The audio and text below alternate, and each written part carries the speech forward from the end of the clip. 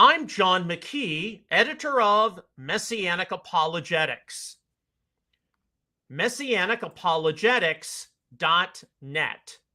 And I would like to welcome you to this episode of Messianic Insider, your theology and news roundup for June the 19th, 2025. Certainly, our attention right now is focused on the ongoing conflict between Israel and Iran. And there are a lot of people making conclusions about this, both inside as well as outside the world of religion. Some people think that the rapture or significant tribulation period level events are imminently forthcoming. Others are seen to be making fun or criticizing what they perceive as those holding to a dispensational theology. There are all kinds of people who are reacting to this. And there are a lot of people in the Messianic community who understandably need some kind of fair-minded direction. So we've got an important topic to discuss in our theology roundup, and it pertains to false prophecy predictions. Now, if you'll go to the Messianic Apologetics website, messianicapologetics.net, click on the FAQs tab and scroll down to the letter F. All of these are in alphabetical order. Scroll down to the letter F, and you'll see an entry on false prophecy predictions. Click that, and a PDF file will open up. And this is very short, but this is something very important because you're going to hear a lot of people come to conclusions about this Israel-Iran situation. How accurate are they? Is anyone going to be caught speaking presumptuously? Because I can tell you, in our family's almost 30 years of being involved in the Messianic community, while our Messianic experience is locked to the end times, is locked to prophecy, we have seen many false prophecy predictions come and go, and not enough people held publicly accountable for speaking presumptuously. And when I say speaking presumptuously, I'm not talking about people having an opinion, we'll wait and see, but people decisively declaring that certain events will take place on date X. Here's our question. I have encountered some teachers who have made false predictions on the end times and have not been held accountable. What should I do about this? It is inevitable that you're going to encounter someone make a false prophecy prediction sooner or later in your Messianic experience. Yeshua the Messiah prophesied in his Olivet Discourse, many false prophets will arise and will mislead many. Matthew 24:11, New American Standard. This has obviously been going on for a very, very long time and will certainly not stop anytime soon. Church history is full of figures over several millennia who have made predictions on the end times and the return of the Lord, which have not come to pass. What we may experience today about certain people claiming that date X is the time when Yeshua will return, or that any number of events will take place and then they do not occur, is not something which is new. We should not be surprised when a prediction is made which does not come to pass. The Torah originally directed ancient Israel, when a prophet speaks in the name of the Lord, if the thing does not come about or come true, that is the thing which the Lord has not spoken. The prophet has spoken it presumptuously. You shall not be afraid of him. Deuteronomy 18:22, New American Standard. This principle certainly applies to us living today as well. If someone makes a false prophecy prediction and insists that this is something which God has revealed, then we should no longer listen to this person about anything. This proves that the so-called prophet or man/woman of insight was never speaking in the authority of God, and at best was speaking in his or her own authority. We have the responsibility to avoid people who have made false prophecy predictions. While they can be forgiven of their error, they should not be allowed to be in a position expositing upon the scriptures ever again. Those who make false prophecy predictions are likely to do so again, if not repeatedly. And indeed, right now, this is precisely what we have to be on guard against. You know, it's one thing to approach the Israel-Iran situation as being world-changing. Everyone recognizes that. When the dust settles, we're going to see a different Middle East, okay? You don't have to be religious to recognize that. Is it going to be the lead up to Gog, Magog, Ezekiel 38 and 39? That can be contested. Should we be paying attention to different possibilities? Yes. But how many of us can decisively say that prophecy has been fulfilled without seeing all of the events play out? We need to be very, very tempered right now, because many of us should recall how back in 2020, when the pandemic hit, when the lockdowns happened, there were a lot of people in certainly the Christian world, but also the Messianic world, who were not wanting to pay that close attention to, you know, are we getting closer to the return of the Lord? And the reason is because they had prophecy fatigue.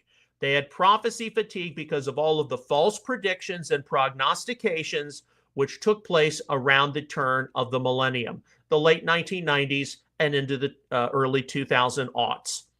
And that is something we still suffer from. You know, there are a lot of people out there, they've just had it. They are fed up with all of the false prophecy predictions out there. And so they don't pay attention at all. How many people do you know come to the conclusion, well, I'm not pre-trib, I'm not post-trib, I'm just pan-trib. It'll all pan out in the end. That is not something which is that responsible. We instead need to be paying attention as analysts, recognizing that, yes, we are getting closer to the return of the Messiah, but at the same time, the main purpose of the last days is not to see the rise of the beast or the New World Order or something like that. The main purpose of the end times is to see the return of Yeshua and the restoration of the kingdom. And what are we doing to make sure that those goals are reached?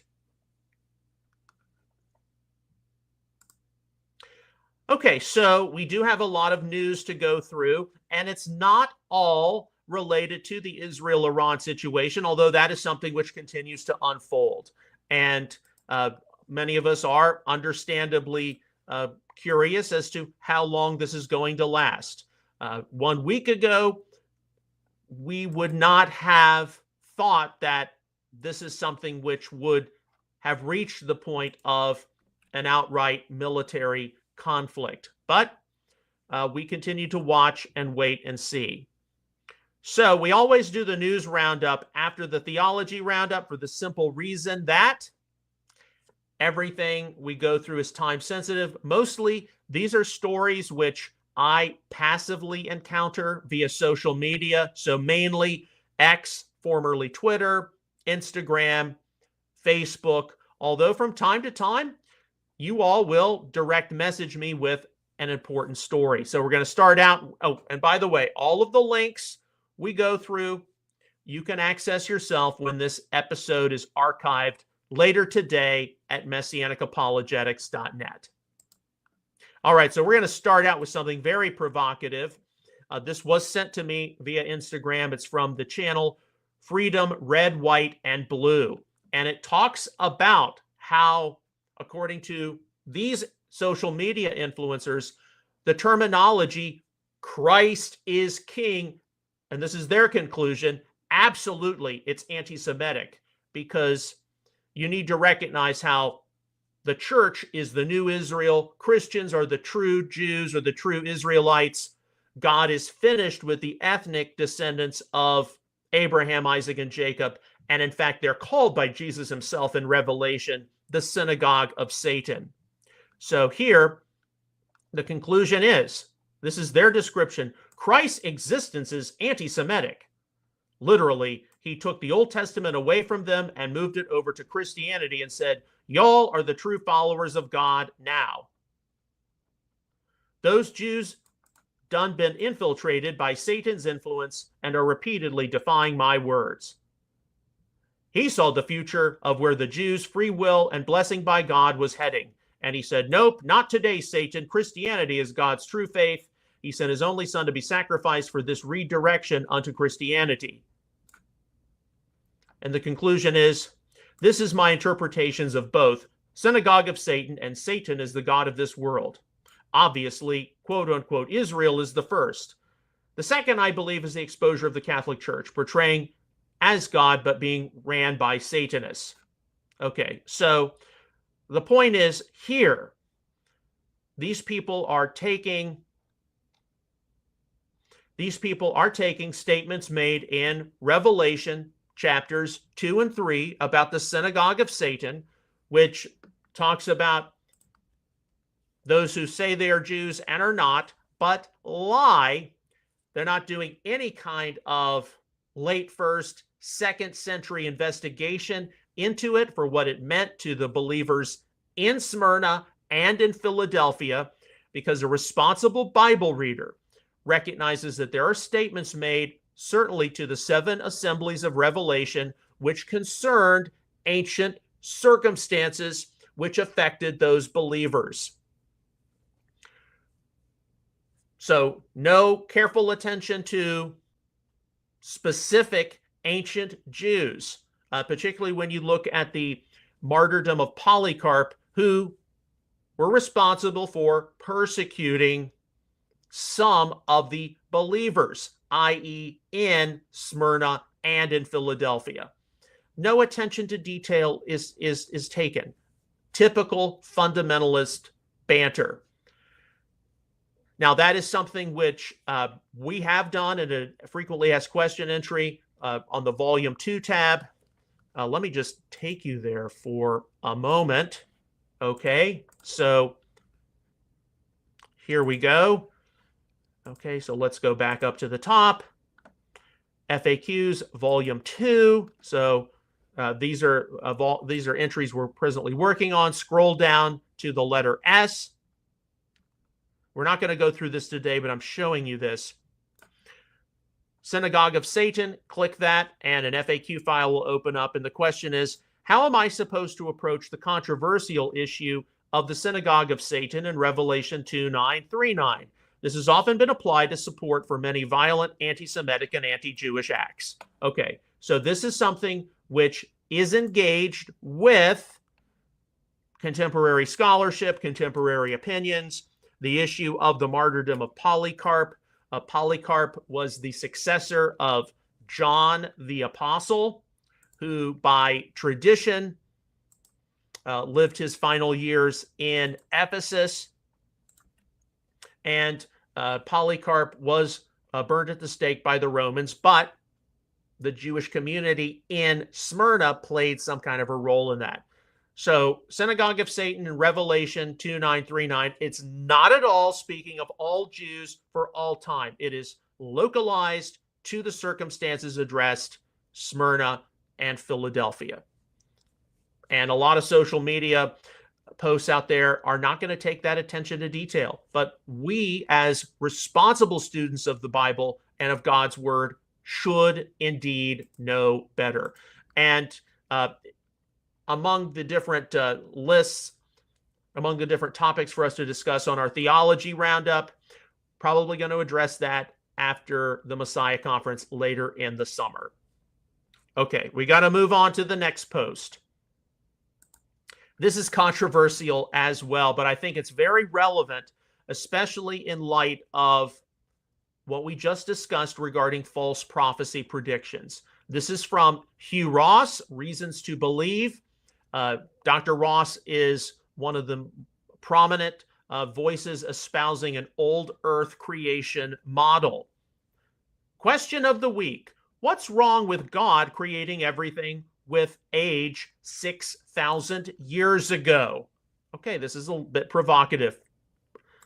My answer, this is him.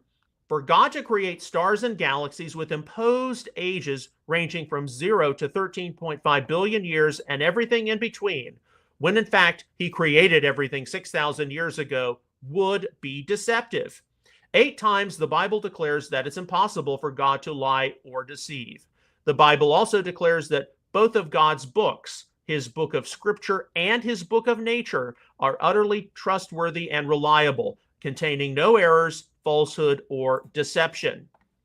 Now, Reasons to Believe supports an old earth creation model, meaning that while it denies the theory of Darwinian evolution to describe the emergence of human beings, it does approach the 6 yamim of creation in Genesis 1 as being long periods of time, not 24-hour days.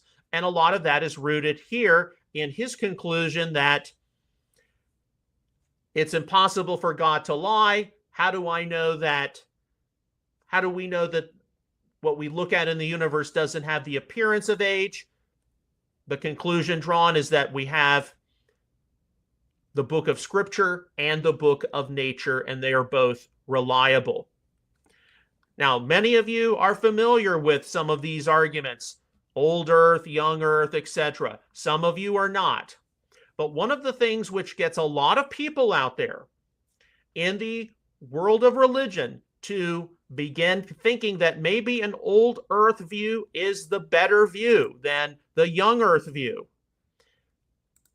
and that the 6,000 year chronology, the 6,000 year age, is invalid.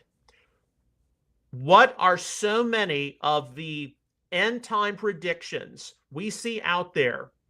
People trying to predict the day of the return of the Lord. What are they connected to?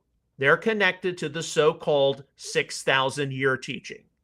The idea that humankind has only been given a 6,000 year period on planet Earth. We're waiting for the presumed biblical year 6,000. The Messiah will return and will enter into the millennium. That is a teaching which historically can be said to be associated with many in the Jewish theological tradition. Many rabbinic authorities adhere to it. Whether it is anthropologically or cosmologically, astronomically correct, that is another question. But at the turn of the millennium, so the late 1990s and into the 2000s, there were many people making predictions, calculations regarding the so-called biblical year 6,000. But after we got into the 2000s, so by 2004, 2005, 2006, you couldn't make recalculations of recalculations that easily anymore. And so then alternative approaches to, what do we do about the Genesis 5 and Genesis 11 chronologies? Or are they the genealogies? Can we add up all of these people and then conclude that humankind's only around 6,000 years old? What do you do about the possibility of telescoping? A begat the line resulting in B, not a son and a grandson, that sort of thing. What about the different numbers which appear in the Hebrew Masoretic text, Greek Septuagint, and Samaritan Pentateuch? This is not an easy area for today's Messianic community to investigate, even in the year 2025. But I can tell you for this, as someone who abandoned and dismissed the 6,000 year doctrine all the way back in 2006, 2007, it was because I could not continue to hear false predictions, recalculations of recalculations anymore. I said, there's got to be another way to look at this. And the reason people are afraid of reevaluating this is because it will open up the subject matter of what are the other points of view? What are the other approaches to early Genesis? And for some reason or another, the Messianic community as a whole is incapable and is very immature doing this. But hey, if you're going to come up with decisive end-time declarations that the biblical year 6000 is in the year 2000, the year 2001, the year 2002, and you keep recalculating your recalculations and you prove false, people are going to find another way to approach this. So this is not the last time we're going to discuss this, but the fact that we are in the year 2025 means that we're going to have more discussions about it, and you're going to see less people believe in the 6,000-year doctrine as we enter into the future. I don't believe in it. The Lord Yeshua tells us in his Olivet Discourse we're supposed to look for socio-religious political signs leading up to his return. We don't have to calculate the year of his return. And indeed, if you're supposed to monitor socio-religious political signs, it means you've got to have a lot more faith and a lot more of a connection to him to know, okay, what's happening? Give me wisdom, give me discernment. All right, so on to some of the more news-related events, but religious news is important too. This is from Visegrad 24, yesterday afternoon, June the 18th. Several Iranian state TV channels have been hacked. They are now broadcasting messages calling on the people to rise up against the Islamic regime.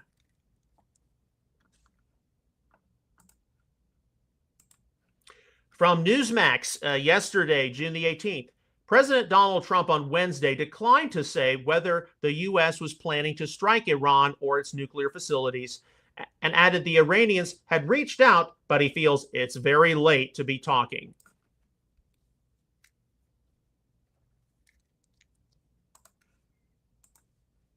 Also from Visegrad 24 yesterday, June the 18th, CENTCOM Commander Michael Kurilla has met with Trump to present America's military options on Iran. Kurilla reportedly supports a strike on Iran. I mean, right now, there are so many discussions which have to be taking place at the highest level of the U.S. administration.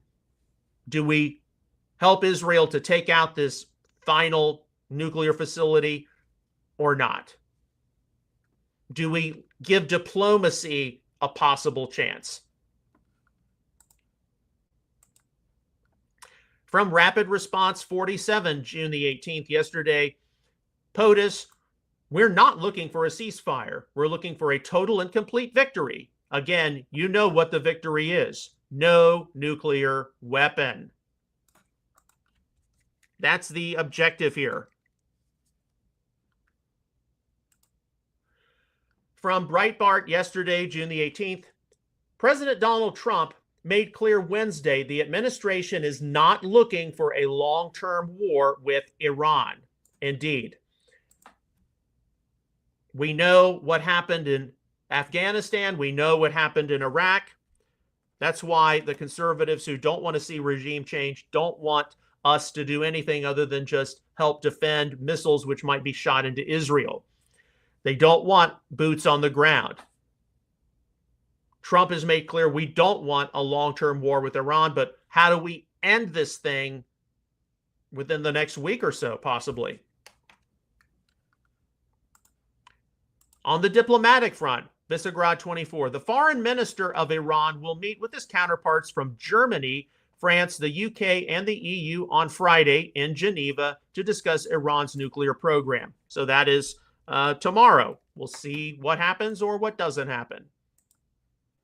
All right, shifting it back into the religious world, this is not the only story which has circulated about this, but it's the one I found where you don't have to log in order to read about it. From CBS News, Gateway Church announces staff layoffs amid challenges with its former pastor, Robert Morris' tithing. Okay, so for the past year or so, we've all been monitoring the gateway drama here in our own backyard, the Dallas-Fort Worth Metroplex, Robert Morris, all of that. What makes this important for Messianic people is because the Gateway Church empire directly intersects with the Messianic Jewish movement at various points, mainly the Gateway Center for Israel, as well as the King's University, because a majority of the new Messianic Jewish rabbis and leaders are going through the Messianic Jewish Studies program at King's. So Gateway Church, which has selected a new senior pastor, Daniel Floyd, is experiencing some financial challenges and is having to lay off a lot of staff members. And indeed, the concern which does exist is there even going to be a Gateway Church in the next few years?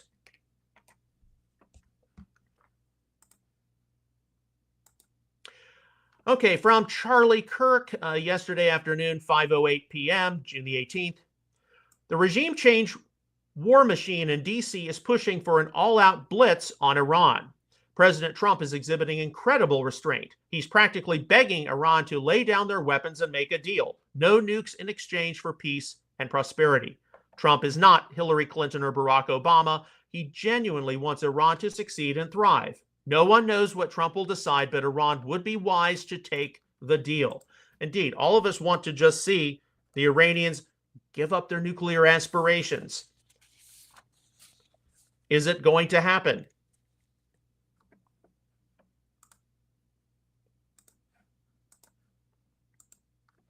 From Vivid, the channel on X, this is mostly opinion, but there can be some news here. Yesterday, June the 18th, Trump's ordering a strike on Iran within 24 hours, targeting Fordo and possibly Khamenei. Israel's bombing hard with Mossad operating from within. Iranians will finally rise up and overthrow the Islamic regime. Now listen carefully. That's my take. I don't see it going any other way. We have no idea for certain how this is going to end. Ideally, the Iranians give up their nuclear aspirations. The current government decides to fold up, go into exile. The crown prince, who's been exiled, returns and oversees the transition to democracy. That is what we would all love to see. Will it happen that way? I doubt it, but I could be wrong. Open source intel. So this shows you from ABC, Trump is becoming more open to striking Iran's Fordo nuclear facility. Officials say it will likely take multiple strikes to destroy it. And again, this is with employing some of the most powerful conventional weapons the U.S. has in its arsenal. Israel doesn't have them, and Israel doesn't have the means to deliver them. Only the United States does. Will it come to this? Open source intel. This is important to keep in mind here. June the 18th, yesterday, the Islamic regime has just cut internet access in Iran down to just 5%. Spokesperson Fatima Mohajirani, hope I pronounced that properly, claims it's a temporary move. It's clearly a tactic to suppress dissent, as seen in previous blackouts in 2019, 2021, and 2022. And apparently, Elon Musk has given the people of Iran access to Starlink. But here, the free people of Iran need your help. So pray for the Iranians, because how else are they going to be able to coordinate some kind of a pushback against this Islamic despotic regime? They're going to use the internet. They're going to use social media. If they don't have the access to the internet, they can't coordinate their operations. Okay, this is a post from David and Friedman. Now, there's been a lot circulating the past day. The interview between Tucker Carlson and Senator Ted Cruz from our state of Texas, and it did get a little heated. Look, whether you agree with me or not, Tucker Carlson is not a believer. He's not born again. He doesn't understand theology. Ted Cruz, who can be a jerk sometimes, yes, I voted for him, That doesn't mean he's not a good senator, but he was caught unaware by a number of trick questions, like how many people live in Iran? How many different ethnic groups are in Iran? Give me the chapter and verse for your theology. How much pressure are these different high-level politicians under in Washington? And they go into an interview with someone who they've known for years. They expect it to be kind of, folksy, kind of, really, more friendly than not. And then all these trick questions. So that's how it got out of hand, I think. But David M. Friedman, who is the former U.S. ambassador to Israel, last night, Tucker Carlson acknowledged as a Christian the biblical mandate to bless Israel, but suggested that the government of Benjamin Netanyahu was not biblical Israel. Okay. And here you see David Friedman really stressing that, look, if you are a Christian and you believe in the Bible, then you need to recognize the significance of Israel. And here he says, the nation of Israel today comprises a people that prays in the same language, in the same places, and with the same liturgy as in ancient times. Its faith is governed by the Old Testament. This is the same nation of Israel referred to in the Bible.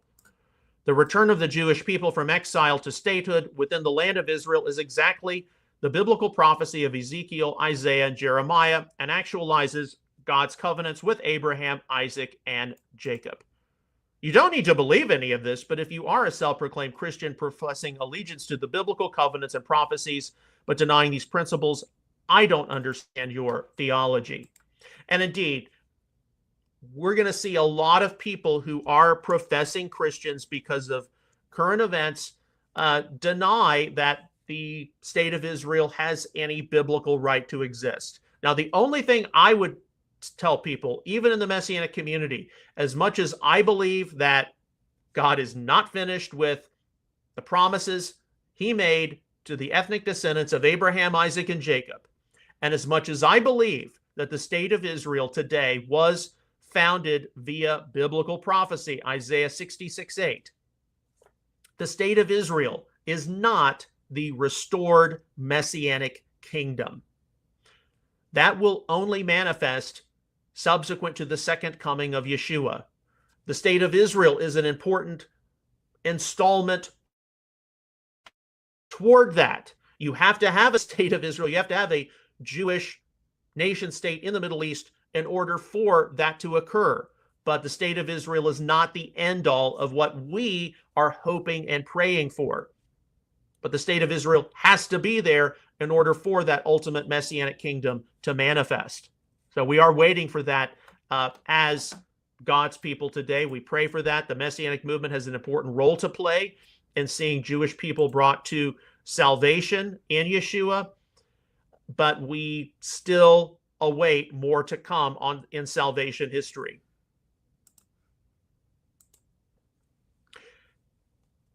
From Jesse Waters last night, June the 18th, 7:31 p.m. Just in, Trump approves attack plans against Iran. The guerrilla is coming and the Ayatollahs rushing into a bunker to hide. The Iranians say they're not surrendering. They're planning a terror attack. All right. Jesse Waters is a commentator. We will wait and see. A lot of information circulates at a time like this. From Open Source Intel, here's a clip from Tucker Carlson.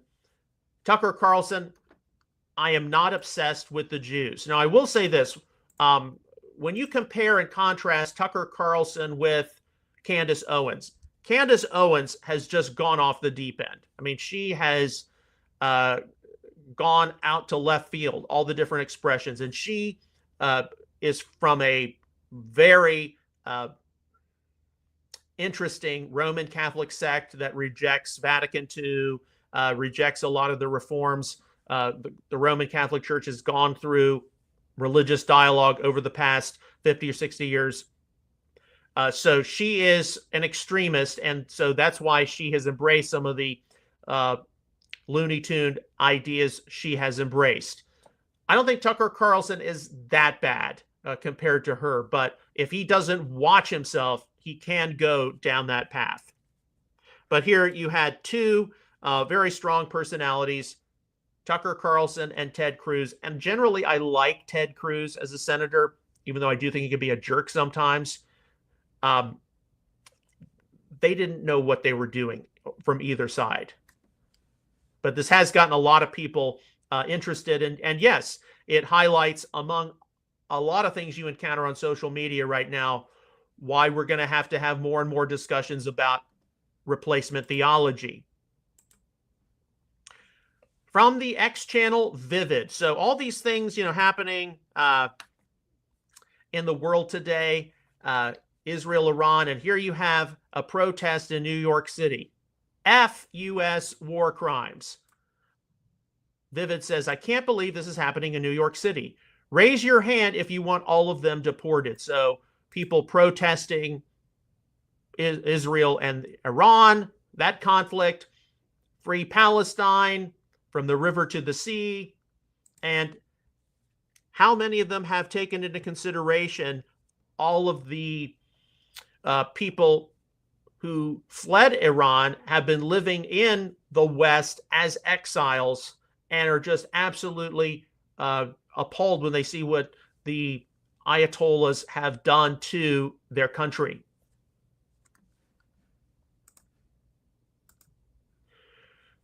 So here you've got a clip, Tucker Carlson and Ted Cruz on Israel and theology. When was the last time Ted Cruz or Tucker Carlson actually attended a real Bible study? When I saw this, neither one of them really knew what they were doing. And indeed, this once again highlights our need as responsible Bible readers to have a better handle on, I will bless those who bless you, curse those who curse you. Nobody even thought about bringing up Romans 11 and the burden that Paul had for the lost of his kinfolk. But this is what happens when things get too highly politicized and they don't frame it in the context of having a burden for the lost of the Jewish people versus using the Jewish people as some kind of a political pawn. Which, I'm sorry, a lot of Christian Zionists do that, and it's not appropriate. But I'm approaching this as a Bible teacher. I'm approaching this from the perspective of theology. It's always funny when you see people who are not theologically trained talking about theology. And I know that people in other disciplines, they have the same kinds of complaints. People who don't know anything about science, they're talking about science, that sort of thing. From Open Source Intel yesterday evening, June the 18th, very important. A reporter asks Putin about the recent strategic partnership signed with Iran. Putin replied that the agreement does not include a clause on defensive cooperation. Indeed, if all they're cooperating on is, economic exchanges, cultural exchanges, some collaboration in different areas, but it doesn't involve, look, when our ass is on the line, we're expecting the Russians to come in and bail us out. This is something you need to take note of, because if the current Iranian regime goes down, Russia's not going to back a loser.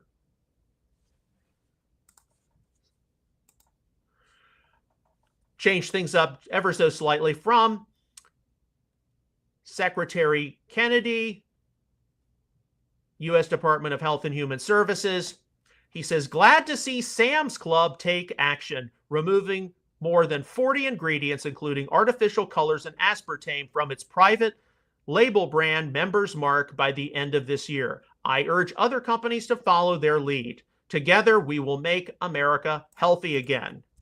So I'm sure many of you have a Sam's Club membership. We've had a Sam's Club membership ever since the late 1980s. So don't go to Sam's Club exclusively, but I'm definitely familiar with the Members Mark line of products. And this is a good thing, getting all these artificial ingredients, these highly toxic chemical ingredients out of these food products. And how much of this is going to filter down into the different Walmart store brands and various other brands as well. What's Costco going to do? Some of you are familiar with the Kirkland line of brands. So I think this is a good thing, and I think it's going to be very helpful to a lot of people. All right, our next story. This came across my social media feed last night on Instagram. I've seen it in other platforms, but this is from a channel, Indie Beginning, but basically it has to do with dispensationalists this Sunday. Are you paying attention to what's happening in Iran? The rapture could be soon, or prophecy is taking shape.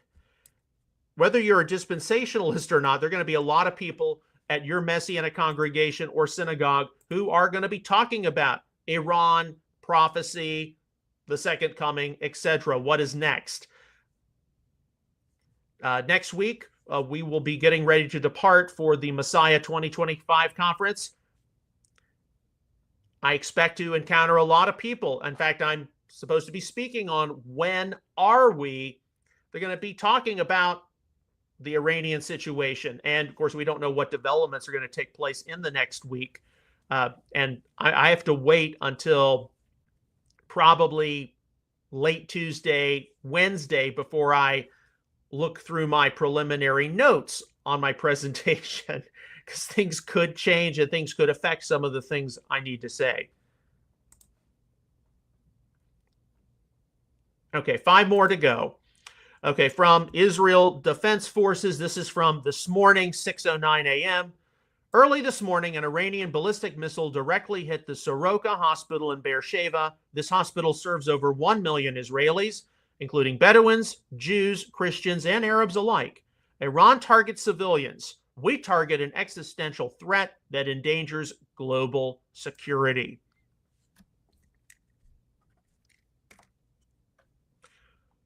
This is from the X channel, Open Source Intelligence Warfare. This is, if you're going to pray about anything, pray about this.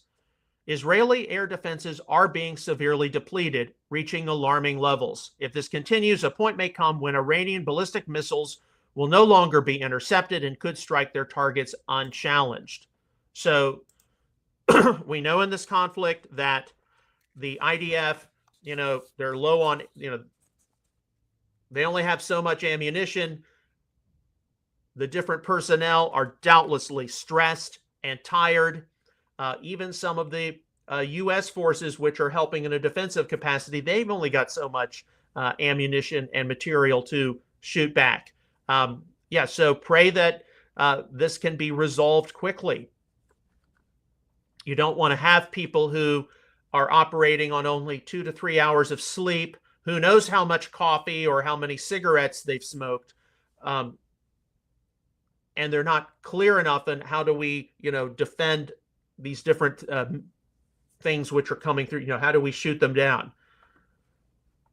There is the human element and there's the material element. Okay, also from Open Source Intelligence Warfare, new footage shows the moment of impact of the Iranian ballistic missile on the stock exchange building in Ramat Gan near Tel Aviv, central Israel.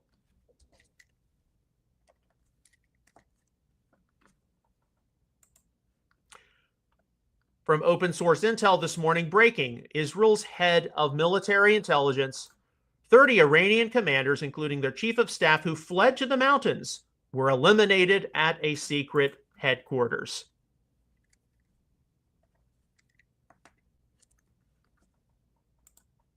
And finally, this is from Breitbart. I got this right before we went live today. President Donald Trump said Thursday the Wall Street Journal has no idea what his thoughts on Iran are after the outlet reported he has authorized attack plans. Trump blasted the Journal in a Truth Social post. The Wall Street Journal has no idea what my thoughts are concerning Iran, he wrote. But what we do know for certain is President Trump is under a huge amount of pressure. I mean, you see some of these Iranian missiles, they're getting through to targets in Israel. You got to believe that the IDF forces, they're exhausted, they're tired, they're under a huge amount of stress. They don't have endless supplies of ammunition and missiles to shoot back. That's why the IAF is targeting different missile batteries in Iran.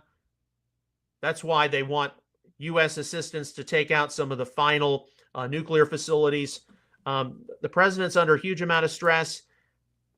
What decisions are going to be made? What decisions are not going to be made in the coming days? Are we going to see within the next few weeks the downfall of the Islamic Republic of Iran and a new government emerge, presumably led or at least transitioned by the exiled crown prince? We don't know. But we do need to keep paying attention. We need to keep all of the parties in prayer, not only the people of Israel, but the people of Iran. We need to keep our own United States leaders, military, allies in prayer. And we need to pray that peace and sanity prevail. I don't believe this is going to lead up to World War III. I do think that things could get more tense in the coming days, the coming week. We know that a lot of talk, a lot of speculation is out there. We need to stay reserved, especially if we believe that, regardless of specifics, we are making some leaps forward toward the second coming of Yeshua. We wouldn't have guessed last week that we would be witnessing these things, but we are doubtlessly seeing history in the making, and when this is all over, there will be a different Middle East. As always, on behalf of Outreach Israel Ministries and Messianic Apologetics, I would like to sincerely thank you for your ongoing prayers, encouragement, and donations toward all of our ministry efforts. You can give online at outreachisrael.net/support. We'll see you again tomorrow with another episode of Messianic Insider. Until then, may God bless you, shalom, and take care.